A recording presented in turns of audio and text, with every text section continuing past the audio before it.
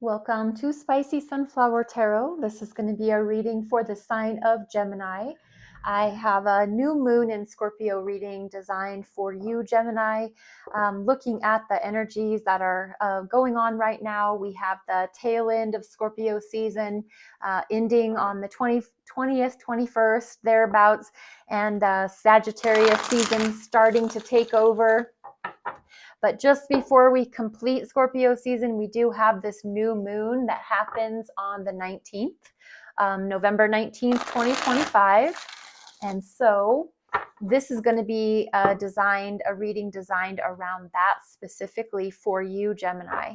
While I'm shuffling, you can just be tuning into your highest self, your wisdom, your guidance, and looking at truth to be the decision maker.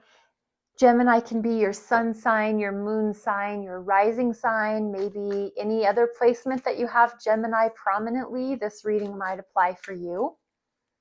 And so I'm going to turn face down 5 cards, each with a special theme. And just remember, if it's not your reading, don't make it fit. You can take the messages that do work for you and you can leave the rest. So let's look for the sign of Gemini. Like I said, I'll just keep these face down and then we're going to come back to them.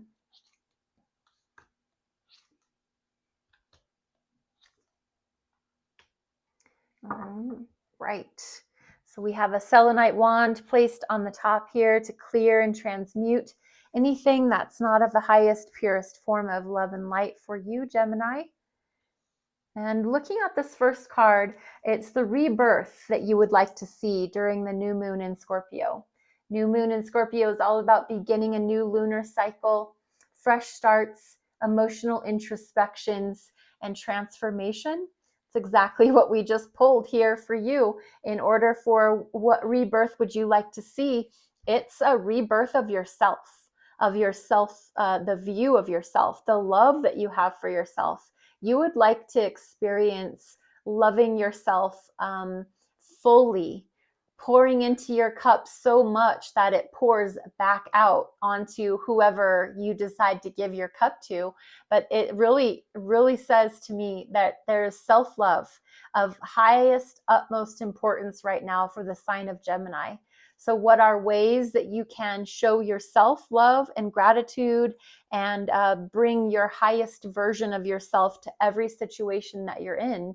This is very much about the way that you feel about yourself. Aces are usually you, and because it's cups, it's the heart space, it's your love and your ability to feel your feelings, to be empathic, to be psychic, to be intuitive, creative.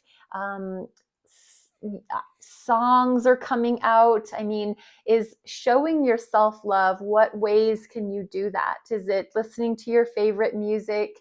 Is it smelling your favorite perfume, your favorite flowers? There's some ways that you need to start bringing back into your world so that you can reminisce and fall in love with yourself again. What is going to be the best way to reconnect with your passions? That's Page of Wands. This is absolutely what that means. Is Page of Wands is bringing your passions back to life. It's remembering the things that you used to do when you were a kid. So what did you used to love to do? Did you used to love to go fishing? Did you used to love to watch the sunset? Did you used to love to crochet? Did you used to love to make your favorite meal? That's Page of Wands. And so remember how it felt to be passionate about something and find things that will make you feel like you're alive again. Not only pouring into your own cup and loving yourself, but then also extending that love into the areas that make you feel alive. Your passions. Wands are all about your drive and your desire. So things that you used to love to do, like this cat loves to chase this feather on the stick. That's something that makes them feel playful, invigorated, full of life, full of wonder. Do you love astronomy? Are you a stargazer? That's something, I'm just giving you some insight and understanding. Find the things that used to light you up and see about bringing those back into your world. In what ways have you been sabotaging yourself? Five of Pentacles. This is abandonment. This is self-betrayal. This is feeling left out in the cold. And so have you been doing that to yourself? Have you been purposefully removing yourself from situations before you've given it the full chance? Have you been just telling yourself stories, that convincing yourself that you're not a part of the group, that you feel excluded and so you exclude yourself, that you don't feel a part of something?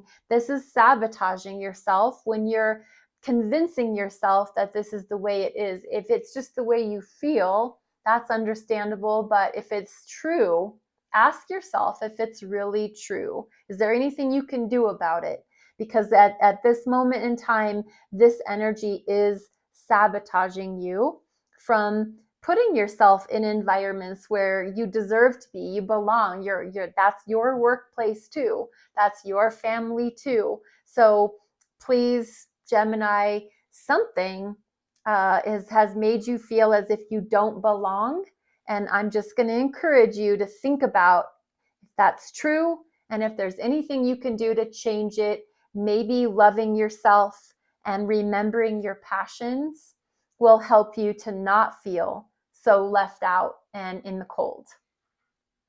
How can you be your own best cheerleader besides loving yourself? Queen of Pentacles, self-assured, confident, trustworthy, caretaking of others, making sure that you have your ducks in a row. And that's your bills are paid. There's food in the cupboards. There's, gas in the car tank. There is, lights on in the home. The bills are paid. The Queen of Pentacles is everything's under control. There's all of the necessities of life have been looked out for. The Queen of Pentacles has everything that you could need to sustain yourself physically. This is earth energy. This is about your physical body. I know that you, Gemini, are a communicator. I know you're in the mind, in the mental, analytical space, but this is going to be just an encouragement. In order to be a cheerleader for yourself, you need to attend to all your basic needs. Your food, air, water, shelter, everything needs to just be in the proper place and everything's attended to. And that will allow you to start loving yourself, pouring into yourself, exploring your passions that you've forgotten about, and encouraging you to not feel left out in the cold because you've got your own back. If nobody else does, you do. And what's the outcome of this new moon energy? Four of Pentacles. And this is, it can be a little bit frugal. It can be a little bit stingy, selfish. Four of Pentacles as an outcome of this new moon. I think that you've earned the right to be this way for now. It's not forever. It's just for now. You've earned the right to be a little selfish, a little stingy, to worry about yourself right now. Four of Pentacles plays their coins, plays their cards close to their chest. They don't show their hand to everybody. They don't reveal to everyone what they've got under their deck.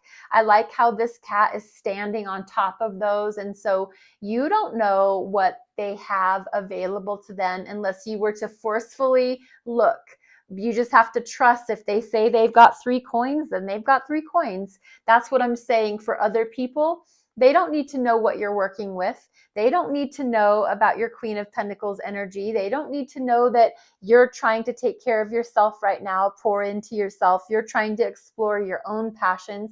You don't have time to volunteer. You don't have time to go and take on a bunch of extra projects because right now you're worrying about yourself.